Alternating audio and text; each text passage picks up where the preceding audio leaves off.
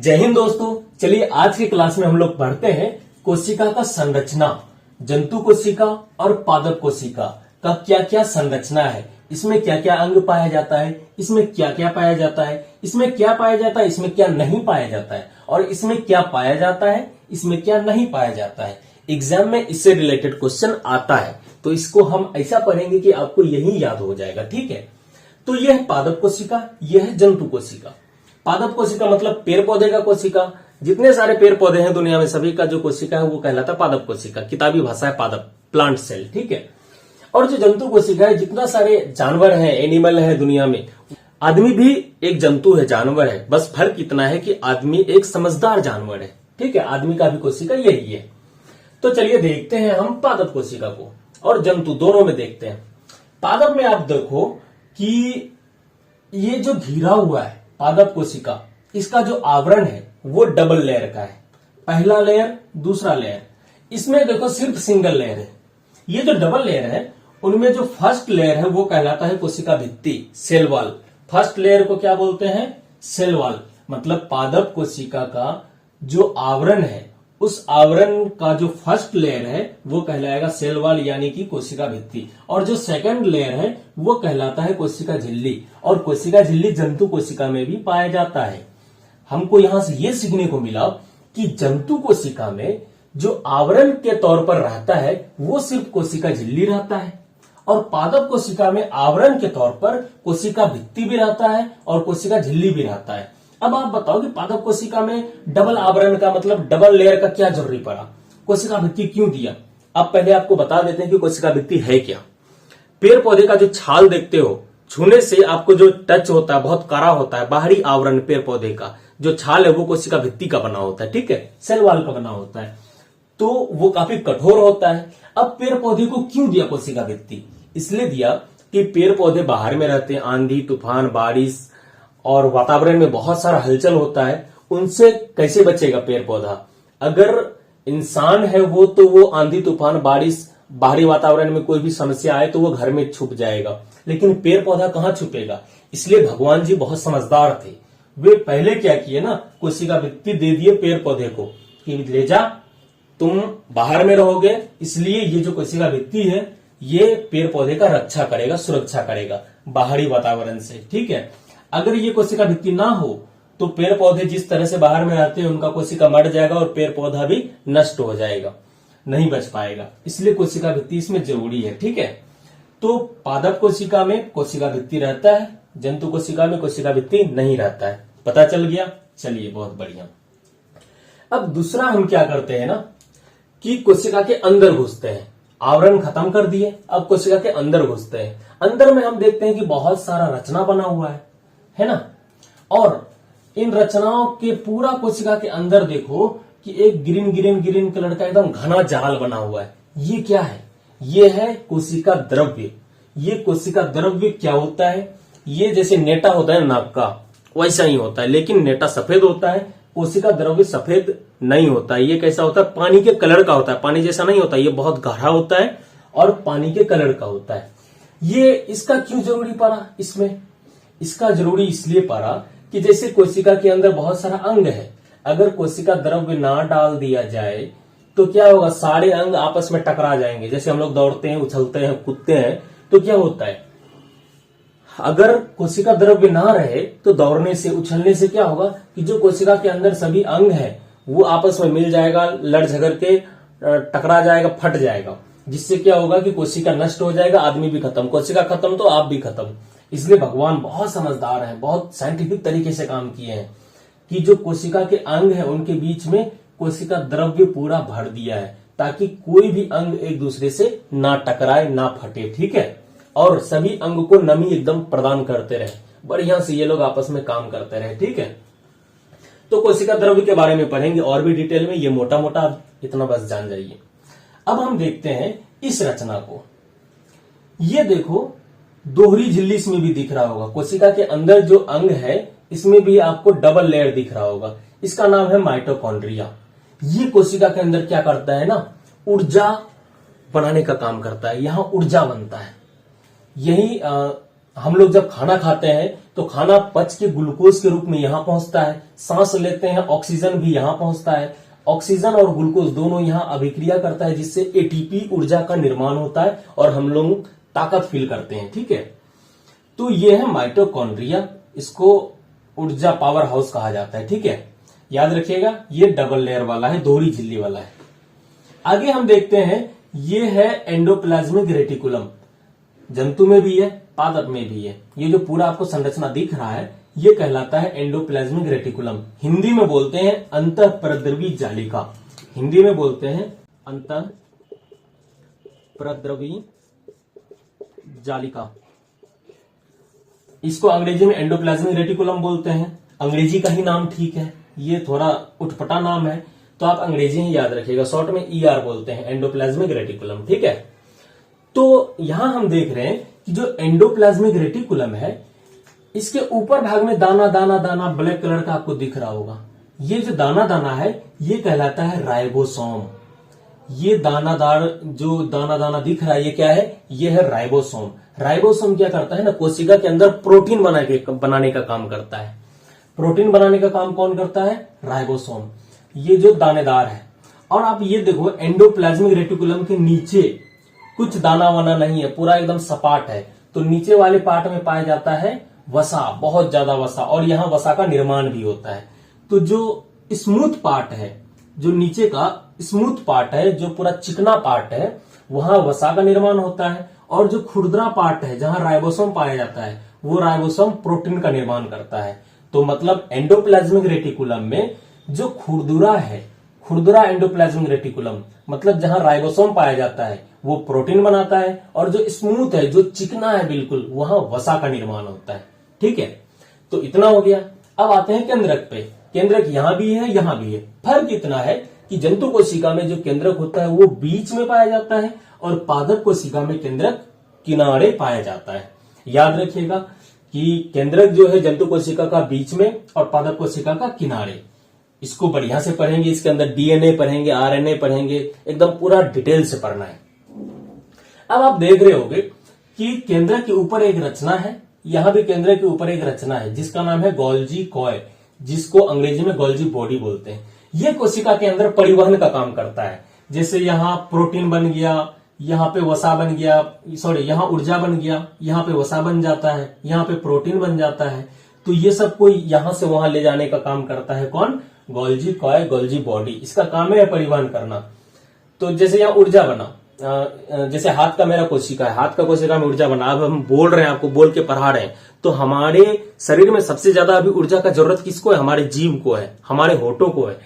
तो होठ का कोशिका से, जीव का कोशिका से ऊर्जा नष्ट हो रहा है क्योंकि हम बोल रहे हैं, तो वहां क्या चाहिए, ऊर्जा चाहिए। तो हमारे जो हाथ पैर में जो एनर्जी है वो आ रहा है हमारे कहां पे, जीभ पे, और लाने का काम कौन कर रहा है, वो कर रहा है गोल्जी काय। गोल्जी काय क्या करता है, देखता है कि शरीर के जिस अंग को ऊर्जा की आवश्यकता होती है वहां पहुंचा देता है। अभी फिलहाल हमको हमारे जीव को ऊर्जा की आवश्यकता है, तो गोल्जी काय क्या करता है कि शरीर के और सारे पार्ट से जहां ऊर्जा की उतनी आवश्यकता नहीं है वहां से हमारे जीव में पहुंचा रहा है, तब हम कंटिन्यू बोल पा रहे हैं। अगर ऐसा हो कि जीव के कोशिका का ऊर्जा खत्म हो जाता, एनर्जी खत्म हो जाता, तब हम पूरा बोलते तो कुछ आवाज ही नहीं आता, ऐसे चलता रहता। तो यही बात है, गोल्जी बॉडी का बहुत जरूरी है कोशिका में रहना, क्योंकि यह ऊर्जा का परिवहन करता है।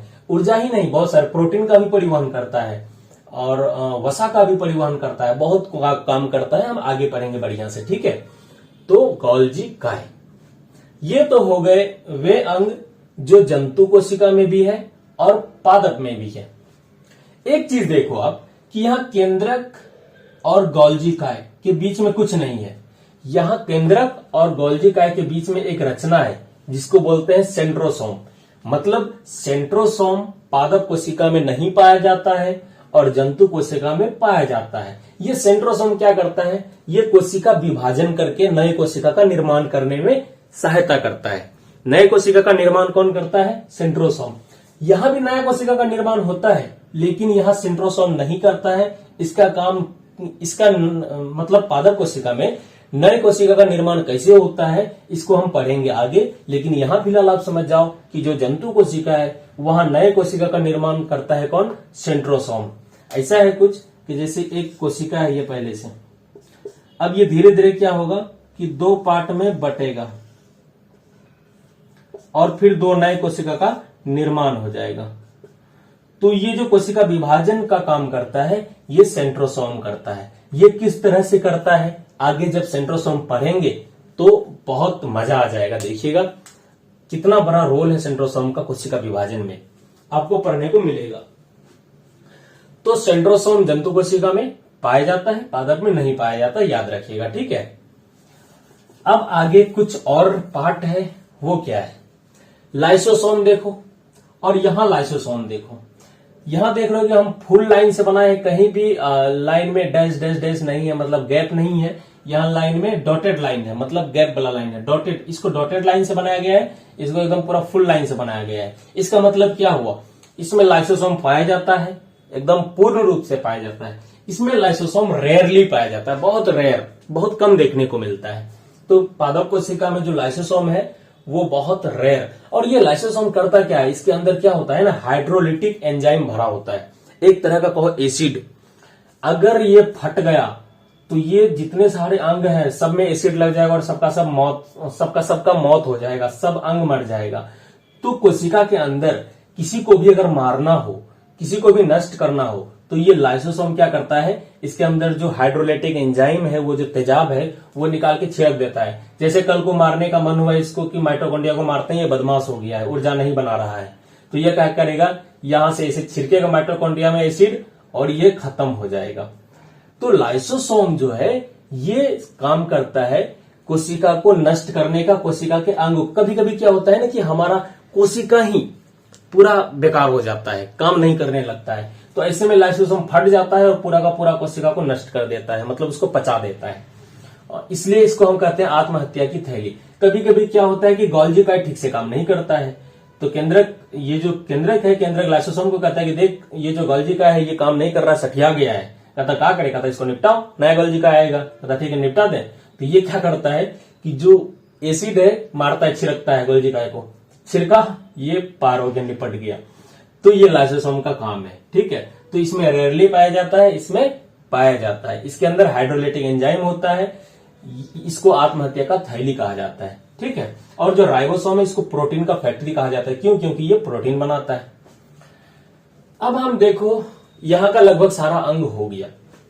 यहां एक अंग दिख रहा है जो दोहरी झिल्ली से घिरा हुआ है, डबल लेयर से, इसका नाम है लवक। लवक सिर्फ पादप कोशिका में पाया जाता है, जंतु कोशिका में नहीं पाया जाता है। हम जो बोल रहे हैं, अब क्या करो ना, वीडियो को रोक के उसको लिखा करो, क्योंकि हम अगर लिखाने लगे तो वीडियो ज्यादा लंबा हो जाएगा, ठीक है। जैसे हम बताएं कि लवक पादप कोशिका में पाया जाता है, जंतु कोशिका में नहीं पाया जाता है। अब ये लवक क्यों पादप में होगा, जंतु में क्यों नहीं होगा। लवक का काम है पेड़ पौधे में रंग प्रदान करना। जैसे पेड़ पौधे का जो पत्ती है वो हरा रंग का होता है, उसका जो फल होता है, कोई फल लाल होता है, नीला होता है, नीला नहीं, कोई रेयरली नीला फल होता है, पीला होता है, नारंगी कलर का होता है। तो पेड़ पौधे में जो कलर है वो आता है लवक की वजह से। लवक का काम क्या है कि पेड़ पौधे में कलर प्रदान करना, रंग प्रदान करना। अब बताओ कि किसी भी जंतु को आप देखे हो कि कोई आदमी लाल है, कोई नीला है, कोई हरा है, कोई पीला है, नहीं देखे हो। तो इसलिए जंतु कोशिका में लवक नहीं पाया जाता है, सिर्फ लवक पाया जाता है पादप कोशिका में, ये याद रखिए। लवक क्यों पादप में, क्योंकि ये इसका काम है रंग प्रदान करना। रंग सिर्फ पादप में होता है, जंतु में नहीं होता है, ठीक है। हम मोटे मोटे तौर पर देख लिए कि किस अंग का क्या काम है, कौन सा अंग इसमें है, कौन सा इसमें नहीं है, कौन सा इसमें है, कौन सा इसमें नहीं है, और कौन कौन से अंग इन दोनों में है, ये आपको याद रखना है। एक अपने पेज में क्या कीजिएगा, इसका फोटो बनाइएगा आराम से। हम थोड़ा हट जाते हैं, हाँ, वीडियो रोक के फोटो बना लीजिएगा और जितना बात हम बोले हैं उसको आप लिखिएगा, ठीक है। अब हम क्या करेंगे ना, कोशिका के बारे में डिटेल से पढ़ेंगे, एक एक अंग को पढ़ेंगे। तो पढ़ने से पहले हम क्या करते हैं कि जो कोशिका का संरचना है उसको क्रमबद्ध तरीके से सजाते हैं। फर्स्ट आप ये देखो कि जो कोशिका है, आवरण, इसका आवरण को देखो। इसमें एकल झिल्ली है, इसमें दोहरी झिल्ली का आवरण है। जो फर्स्ट लेयर है वो कोशिका भित्ति, सेकंड लेयर कोशिका झिल्ली। तो हम आवरण के आधार पर देखें तो आवरण में कौन कौन है? आवरण पे आता है कोशिका भित्ति और कोशिका झिल्ली। कोशिका भित्ति मतलब सेल वॉल और कोशिका झिल्ली। ये तो हो गया आवरण। अब हम देखें अगर कोशिका द्रव्य में, ये कोशिका द्रव्य है, उसके अंदर जितने सारे अंग हैं उसको देखें। अगर हम कोशिका द्रव्य, कोशिका द्रव्य में हम देखें कुछ अंग ऐसे हैं जो डबल झिल्ली से मतलब दोहरी झिल्ली से घिरे हैं। कौन कौन है जो दोहरी झिल्ली से घिरा हुआ है? इसमें सिर्फ ये है और कोई दोहरी झिल्ली से नहीं है घिरा। ये कौन है? माइटोकॉन्ड्रिया। माइटोकॉन्ड्रिया। और दोहरी झिल्ली से घिरा हुआ इसमें कौन कौन अंग है? यहां माइटोकॉन्ड्रिया है, ये लवक है, तो माइटोकॉन्ड्रिया तो लिख लिए, दूसरा है लवक। ये दोनों क्या है? दोहरी झिल्ली से घिरे अंग है कोशिका के। आपको एग्जाम में पूछेगा कि कोशिका के अंदर कौन सा कोशिका अंग दोहरी झिल्ली से घिरा होता है? माइटोकॉन्ड्रिया, लवक, दोनों याद रखना, ठीक है। अब हम देखते हैं एकल झिल्ली से कौन कौन घिरा है। एकल झिल्ली से जो घिरा है वो कौन कौन है देखते हैं। एकल झिल्ली से लाइसोसोम है, गोल्जी काय है और एंडोप्लाज्मिक रेटिकुलम है। मतलब एकल झिल्ली से जो अंग घिरे हैं वो कौन कौन है? ER लिखते हैं मतलब एंडोप्लाज्मिक रेटिकुलम। उसके बाद है दूसरा लाइसोसोम,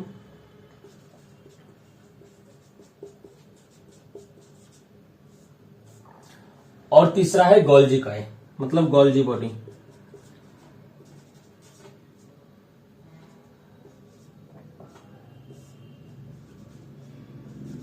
गोल्जी काय। तो एकल झिल्ली से कौन कौन अंग घिरा हुआ है? वो है एंडोप्लाज्मिक रेटिकुलम, लाइसोसोम और गोल्जी काय। याद रखिएगा, एंडोप्लाज्मिक रेटिकुलम मतलब ER, लाइसोसोम और गोल्जी काय, ये एकल झिल्ली से घिरा हुआ है। एकल झिल्ली हम बोल रहे हैं, आप लिखिए, ठीक है। अब देखो कुछ कुछ अंग ऐसा है जो कि किसी भी झिल्ली से घिरा नहीं है, उसके ऊपर कोई आवरण है ही नहीं। जैसे आपको एंडोप्लाज्मिक रेटिकुलम के ऊपर जो डॉट डॉट दिख रहा है जिसको राइबोसोम बोलते हैं, इस पे कोई झिल्ली नहीं है। और जो सेंट्रोसोम है इस पे भी कोई झिल्ली नहीं है। तो मतलब जो झिल्ली रहित है, झिल्ली रहित मतलब जिसमें झिल्ली नहीं है, वो कौन कौन है? राइबोसोम और सेंट्रोसोम। याद रखना, झिल्ली रहित कोशिका अंग, झिल्ली रहित कोशिका अंग, कोशिकांग मतलब कोशिका अंग, ठीक है। तो झिल्ली रहित कोशिका अंग कौन कौन है? राइबोसोम, सेंट्रोसोम, ठीक है। राइबोसोम और सेंट्रोसोम क्या है? झिल्ली रहित कोशिका अंग है। आप लिख लो अपने कॉपी में। एकल झिल्ली वाले कोशिका अंग कौन कौन है? एंडोप्लाज्मिक रेटिकुलम, लाइसोसोम, गोल्जी काय। दोहरी झिल्ली वाले कौन कौन से कोशिका अंग है? माइटोकॉन्ड्रिया, लवक। एग्जाम में आएगा, ध्यान रखना। आवरण के रूप में कौन कौन है? कोशिका भित्ति, कोशिका झिल्ली। उसके बाद हम क्या किए ना, केंद्रक को अलग सेपरेट करके रखे हैं। केंद्रक को अलग से पढ़ेंगे, अलग से बांटे हैं इसको। केंद्रक के अंदर हम लोग पढ़ेंगे DNA, RNA, ठीक है। तो पहले इतना आप लिख लो वीडियो रोक के। केंद्रक के अंदर हम लोग क्या पढ़ेंगे? DNA और RNA। ये भी अपने कॉपी में लिख लो, अगर जगह हो आपके कॉपी में। आपके कॉपी में होगा जगह, यहाँ जगह नहीं है तो उधर लिख लो कि केंद्रक, उसके नीचे लिख दो DNA, RNA, ठीक है। तो अब हम क्या करेंगे? आवरण से पढ़ना स्टार्ट करेंगे। सबसे पहले पढ़ेंगे कोशिका भित्ति, फिर पढ़ेंगे कोशिका झिल्ली, फिर पढ़ेंगे कोशिका द्रव्य। कोशिका द्रव्य के अंदर जो दोहरी झिल्ली वाले अंग है, माइटोकॉन्ड्रिया पढ़ेंगे, लवक पढ़ेंगे। फिर एकल झिल्ली वाले जो अंग है, एंडोप्लाज्मिक रेटिकुलम पढ़ेंगे, लाइसोसोम पढ़ेंगे, गोल्जी काय पढ़ेंगे। फिर ऐसे अंग जो झिल्ली जिसमें नहीं है, राइबोसोम और सेंट्रोसोम, उसके बारे में पढ़ेंगे। और इतना बढ़िया से पढ़ेंगे कि अभी मजा आ जाएगा। चलिए कोशिका भित्ति स्टार्ट करते हैं। चलिए देखते हैं कोशिका भित्ति, सेल वॉल, इसके बारे में जानते हैं। आपको यही याद हो जाएगा। सिर्फ पादप कोशिकाओं में पाया जाता है, जंतु कोशिका में नहीं। जो कोशिका भित्ति है ये सिर्फ कहां पाया जाता है? पादप कोशिका में। कोशिका भित्ति क्या है? ये जो पेड़ पौधे का जो छाल होता है, बाहरी आवरण होता है, जो कठोर होता है, मजबूत होता है, वही तो कोशिका भित्ति होता है। पेड़ पौधे का छाल कोशिका भित्ति होता है, इसलिए ये पादप कोशिकाओं में पाया जाता है, मतलब पेड़ पौधे का कोशिका में पाया जाता है, जंतु कोशिका में नहीं पाया जाता है। ये जो कोशिका भित्ति है ये निर्जीव होता है, याद रखना कोशिका भित्ति निर्जीव होता है और यह पूर्ण पारगम्य होता है। पूर्ण पारगम्य मतलब इससे होकर कोई भी पदार्थ आर पार जा सकता है।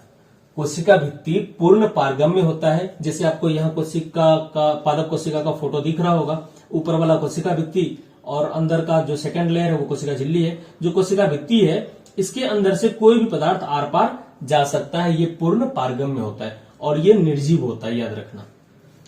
बड़े पादप का कोशिका भित्ति है, मतलब बड़े पादप मतलब आम का, पीपल का, महुआ का, जो बड़ा बड़ा पादप है, यहां तक कि धान गेहूं को भी बड़ा पादप में हम गिनते हैं, जिसको पकड़ सकते हैं, छू सकते हैं, ठीक है। धान गेहूं हो गया, जूट हो गया, जितने पादप जिसको हम देख सकते हैं सबका जो कोशिका भित्ति है वो सेल्यूलोज का बना है। किसका? सेल्यूलोज का। बड़े पादप का कोशिका भित्ति सेल्यूलोज का बना है। सेल्यूलोज क्या है? सेल्यूलोज एक तरह का कार्बोहाइड्रेट है, मतलब ये पॉलीसेकेराइड कार्बोहाइड्रेट है। ये क्या करता है ना, कठोरता प्रदान करता है, एकदम काफी ज्यादा मजबूती प्रदान करता है पेड़ पौधे में। दुनिया का जितना सारा आप लकड़ी देखते हो सेल्यूलोज है, पेड़ पौधे का छाल सेल्यूलोज है, गन्ना से जब रस निकालने के बाद जो सूखा बचता है वो सेल्यूलोज है। और क्या एग्जांपल दे, आप झींगा जानते हो जिसको तोरल बोलते हैं, झींगा, उसको धूप में बहुत दिन तक छोड़ दो, धूप में क्या बहुत दिन तक छोड़ दो, रख दो, उसका बनाओ नहीं उसको कुछ, तो वो धीरे धीरे कुछ इसमें सेल्यूलोज में बदल जाएगा। सेल्यूलोज में बदल जाएगा, वो काफी कठोर हो जाएगा, मजबूत हो जाएगा।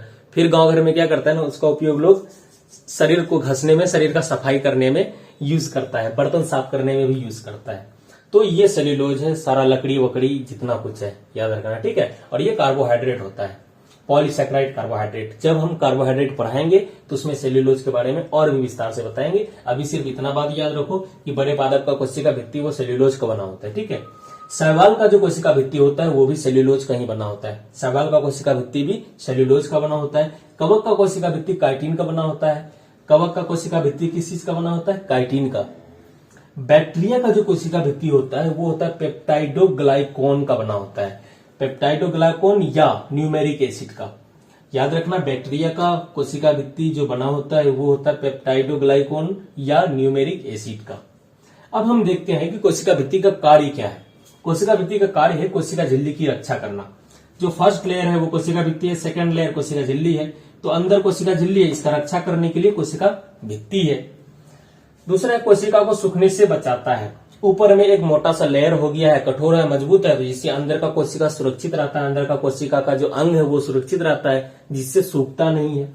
आगे है कोशिका को सुरक्षा सहारा प्रदान करता है।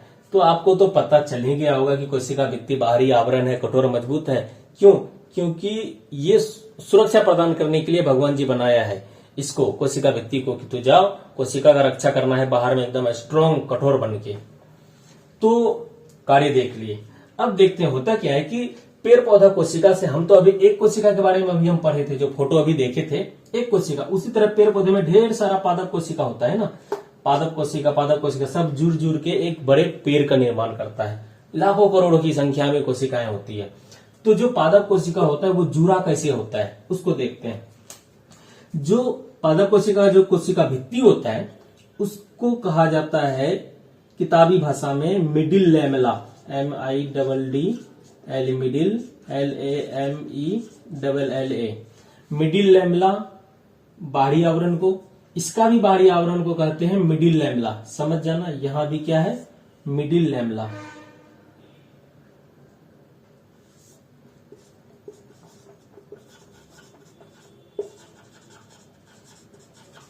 तो कोशिका भित्ति का जो बाहरी पार्ट है उसको बोलते हैं मिडिल लैमेला। याद रखना, एग्जाम में आ सकता है कि मिडिल लैमेला का संबंध किस कोशिकांग से, कोशिका भित्ति से, कोशिका झिल्ली से, या फिर माइटोकॉन्ड्रिया से, या लवक से।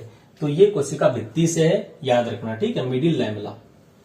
अब मिडिल लैमेला में पाया जाता है कैल्शियम और मैग्नीशियम। मिडिल लैमेला में पाया जाता है, याद रखना, कैल्शियम Ca और मैग्नीशियम पाया जाता है। यहां भी वही पाया जाता है, कैल्शियम और मैग्नीशियम। ये जो दो पादप कोशिका है ये एक पदार्थ से जुड़ा होता है। इस पदार्थ को बोलते हैं सीमेंटिंग एजेंट। इस पदार्थ का नाम है सीमेंटिंग, CEMENTING, सीमेंटिंग एजेंट। ये जो सीमेंटिंग एजेंट है ये क्या है ना, ये है पेक्टिन। याद रखना, पेक्टिन। पेक्टिन है बीच में जो सीमेंटिंग एजेंट का काम करता है, मतलब जो जोड़ने का काम करता है दो पादप कोशिका को, वो कौन है? वो है पेक्टिन। यहां क्या होता है? पेक्टिन होता है। अब याद रखना, यहां है पेक्टिन। ये जो पेक्टिन कार्बोहाइड्रेट है, पेक्टिन एक तरह का कार्बोहाइड्रेट है। ये जो पेक्टिन कार्बोहाइड्रेट है ये बहुत मजबूती से दो पादप कोशिकाओं को जोड़ के रखता है, इतना मजबूती से कि आप हाथ से तो छुड़ा ही नहीं सकते हो। एग्जाम्पल के तौर पे एक लकड़ी ले लेना, उसको हाथ से खींच के तोड़ने की कोशिश करना, कभी नहीं तोड़ पाओगे, इतना ज्यादा मजबूती से बंधे रखता है। तो जो लकड़ी है, लकड़ी में ढेर सारा पादप कोशिका है, ढेर सारा कोशिका है, सभी कोशिका आपस में जुड़ के तब तो एक लकड़ी का निर्माण हुआ है। तो सभी पादप कोशिका को जो जोड़ा है, वो जोड़ने वाला जो एजेंट है, सीमेंटिंग एजेंट का काम करता है, वो है पेक्टिन कार्बोहाइड्रेट। पेक्टिन याद रखिएगा। तो ये पेक्टिन है जो पादप कोशिकाओं को जोड़ने का काम करता है। ये किसके बीच में रहता है? मिडिल लैमेला के बीच में। देखो ये बाहरी परत है मिडिल लैमेला, और मिडिल लैमेला में पाया जाता है कैल्शियम और मैग्नीशियम। तो ये था पादप कोशिका का कोशिका भित्ति, जो बाहरी आवरण था, जो फर्स्ट लेयर था। मिलते हैं नेक्स्ट वीडियो में कोशिका झिल्ली के साथ।